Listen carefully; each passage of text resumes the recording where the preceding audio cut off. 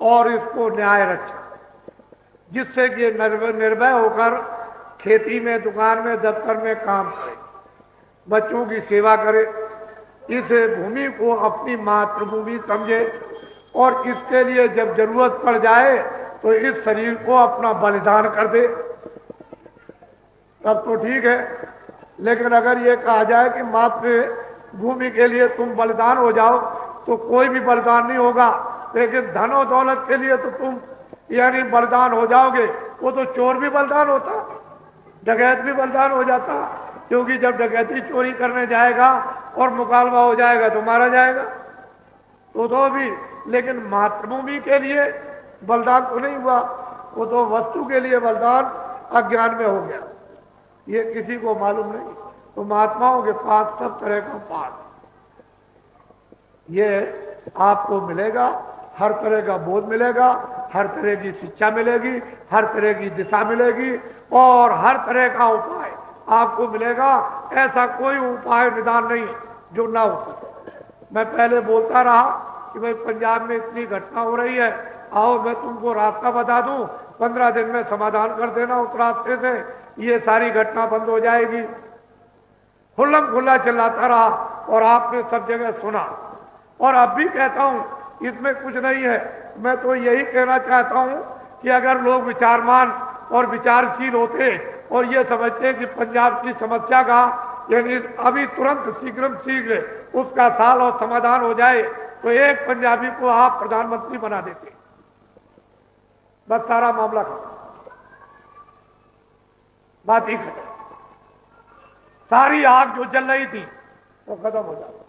जैसे मान लीजिए कि ऊपर से बर्फ गिरा दी और ये जला हुआ हृदय ठंडा हो गया, ये सब ठंडा हो गया। अरे महात्माओं के पास सब समाधान।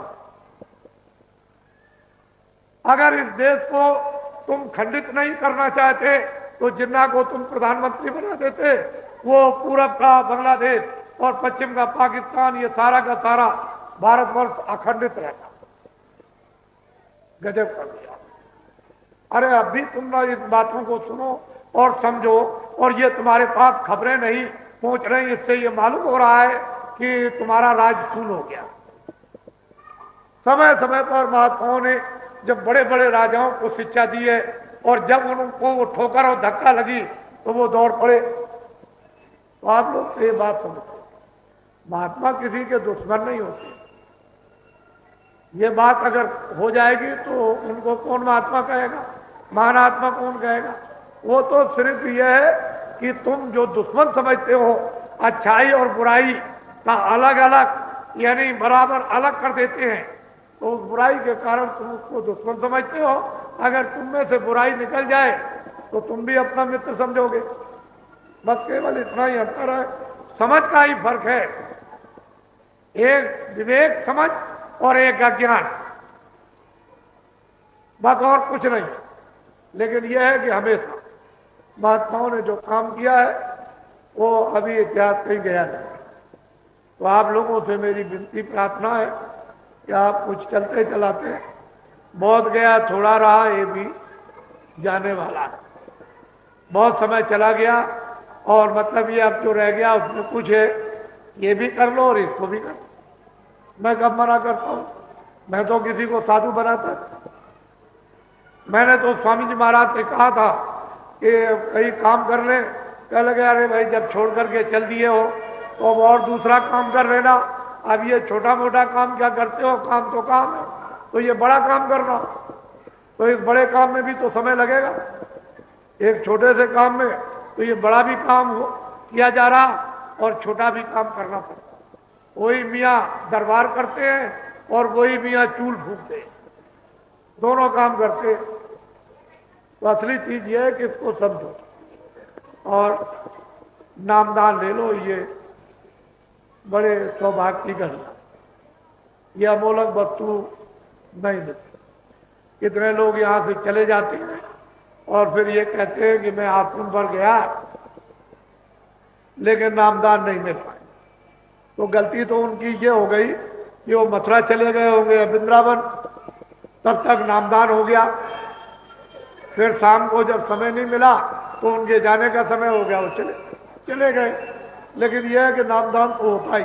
अगर आप ये प्रतिज्ञा करते कि वास्तव में मुझे नामदान लेना है तो आपको कहीं नहीं जाना, क्योंकि ये तो मथुरा ही है, ये तो मधुबन यानी 84 कोस की परिक्रमा का प्रथम स्थान है। यहीं से शुरुआत होती है परिक्रमा की। और उस स्थान पर आप बैठे हुए हो तो जो आपने मुख्य स्थान को पकड़ लिया तो आप अपनी वस्तु को ले लीजिए, तब आप जाकर के परिक्रमा लगाइए। इसलिए अमोलक चीज लीजिए, बड़े सौभाग्य ये समय है। तो जो भगवान का नाम बोलूं सब लोग एक साथ एक आवाज में बोलना, आगे पीछे नहीं। सबकी एक बात, पूजा करने वाले अपनी पूजा करते रहो। जब पूजा करके आओ तो चुपचाप जबान को बंद रखो और चुपचाप अपना बैठ जाओ या खड़े हो जाओ। पूजा करने वाले अपनी पूजा करें, क्योंकि उसका संकल्प अलग है। हर चीजों का संकल्प अलग अलग होता है और उस संकल्प के फल भी अलग अलग होते हैं। इसलिए वो तो आप अपना काम करते रहो और वो चीज आप अलग लो और ये चीज अलग है, इसका अलग संकल्प है। ये नहीं है कि एक ही चीज अलग अलग है तो अलग अलग काम है। भाव अलग अलग संकल्प करके और यथाउचित है, जिसको जितनी जरूरत उसको दिया जाएगा।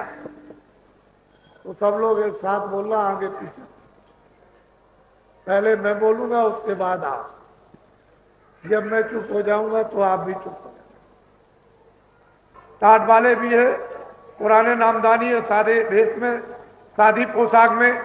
जिनसे कहो कि भाई आप पुराने नामदानी हो या टाट वाले, तो हमको 5 नाम, 5 रूप, 5 स्थान ये और आवाजें लिखवा दो, और हमको भजन 2 मिनट में, हमको ध्यान 2 मिनट में, और 2 मिनट में हमको सुमरन। ये सब विधि हमको भजन ध्यान सुमरन की बता दो। विधि आपको ये बैठाल कर और सुमरन की विधि आपको बता दे। फिर जब आप विधि उसको समझ लो और नाम याद हो जाए, रूप और स्थान और आवाजें, फिर सही सही रूप से करना। अब आप शुरू कर दो तो देखो कितनी जल्दी आप मनुष्य मंदिर में खजाना मिलता है। ये तो आत्म खजाना है, ये रूहों का है, जीवात्माओं का ये भरा हुआ। लेकिन महापुरुषों के बगैर भेद बताए बिना युक्ति के ये कोई जान नहीं सकता। इसको कहते हैं नाम। पहले लोग दीक्षा कहते थे कि दीक्षा दे दो, मंत्र दे दो, कान फूंक दो।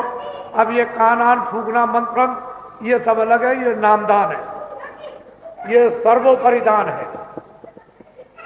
ये अब और सब चीजें पीछे हो गई। असली चीज ये है। और मंत्र ये दिया है कि आप भजन करो तो कान खुल जाए, ध्यान करो तो आंख खुल जाए, और आंख और कान खुले तो सुनने लगो और देखने लगो तो मंत्र तुम्हारे वशीभूत हो। वो कहा नहीं है कि मंत्र को वशीभूत करना। ऐसा काम कर लो अपने जीवन में तो अच्छा।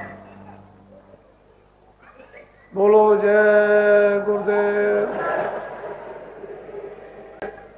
देखो बच्चियों, देवियों, मेरी आपसे बहुत बड़ी प्रार्थना है कि अपने अपने पतियों को जो 40 सालों से बुद्धि जो ये दान में देते रहे, बुद्धि को गलत स्थानों पर बेचते रहे, अब की बात ये ढंढोरा हमारे आगे आने वाले खंड में बचेगा कि देवियों को बताया जाएगा कि बुद्धि को अपने अपने पतियों की बेचने मत देना। ऐसी जगह पर बुद्धि का उपयोग करो कि तुम्हारी बुद्धि बिके भी नहीं, कोई खरीदे भी नहीं 5 साल के लिए, और बुद्धि के एवज में उस विवेक से काम ले लो कि बुद्धि को बेचो भी नहीं और बुद्धि का सहयोग भी कर दिया और कुछ भी पाप तुमको नहीं लगा। लेकिन तुमने जो अभी बुद्धि बेची है 5-5 साल के लिए, तो इतने बड़े बड़े जो पाप हुए वो सब पाप छा गए। तुमको सुख मिलने वाला नहीं है। तुम ये कहोगे मुझे सुख मिल जाएगा, कभी कदाप सुख नहीं मिल सकता। वो तो महापुरुषों का जो संकल्प है उसी से कुछ हो सकता है। बाकी जो तुम्हारे ऊपर बोझा लदा हुआ वो स्वप्न में भी तुमको सुख मिलने वाला नहीं। आपने वो काम किया है, इसलिए अपनी अपनी बुद्धि को जगाओ और जगाकर फिर इसको बेचो मत। कोई तुम्हारी बुद्धि को खरीद ना सके, इस तरह के तुम बन जाओ और बुद्धि का विवेक में फिर काम लो, अपना भी काम ले लो और औरों का भी काम कर लो। तो मैं अभी खंडों में मैं इसका विस्तार से प्रचार करूंगा। वैचारिक क्रांति में ये सब कुछ आ जाएगा, आप घबराओ मत। और भारत में वैचारिक क्रांति उठ खड़ी होगी, इसको कोई रोक नहीं सकता। हमने तो ये कहा था, इन लोगों ने कहा था बाबा जी आपके पास कुछ अच्छे आदमी हैं। मैंने कहा मैंने 30-35 साल से अच्छे आदमियों को बनाया। कल आप कहोगे कि बाबा जी आपने तो हमको अच्छे आदमी नहीं बताए थे, नहीं तो मैं अपनी बुद्धि का जरा सा प्रयोग कर लेता और बुद्धि से परीक्षा ले लेता। तो मैंने तो आपके सामने खड़ा कर दिया और ये कह दिया कि जब तुम्हारी इच्छा हो तब तुम इनकी परीक्षा कर लेना, जब तुम्हारी इच्छा हो तब परीक्षा कर लेना। मैंने कुछ नहीं कहा, तुम्हारी इच्छा हो, हमने अच्छे आदमी, अब तुम जैसा चाहो, इधर परीक्षा करना चाहो इधर करो, इधर परीक्षा करना चाहो उधर करो। इधर परीक्षा करोगे बुद्धि बिकेगी नहीं, कोई खरीद नहीं सकता है। उधर परीक्षा करोगे बुद्धि बिक गई। जब आपने बुद्धि और अकल को बेच दिया तो तेरे पास इंसान क्या रह गया? तू बिकी हुई अकल और बिकी हुई बुद्धि से भगवान का स्मरण और खुदा की तू इबादत कैसे कर सकता है? ये सोच तो कम से कम, क्योंकि तूने तो अपनी अकल को बेच दिया और बिकी हुई अकल घुटना टेक दिया कि रोजी रोटी हमको दे दो। अरे गुनहगार काफिर इंसानों से रोजी रोटी और काफिरों से मांगते हो? ऐ नालायक नादान, वो उस पर यकीन कर, अल्लाह ताला पर, उस भगवान पर, ब्रह्म पर जितने प्रारब्ध बनाई है। अगर मुंह खोल करके चिल्लाए हे भगवान अल्लाह ताला तू मुझको रोजी रोटी दे दे, अरे तुझको सब कुछ मिल जाएगा, रोजी रोटी भी मिलेगी, बरकत भी मिल जाएगी और तेरे पापों का भी हरण हो जाएगा। तो चिल्लाता ही नहीं, बार बार उसी गड्ढे में दौड़ के गिरता उसी। फिर ये कैसे होगा? बोलो जय गुरुदेव।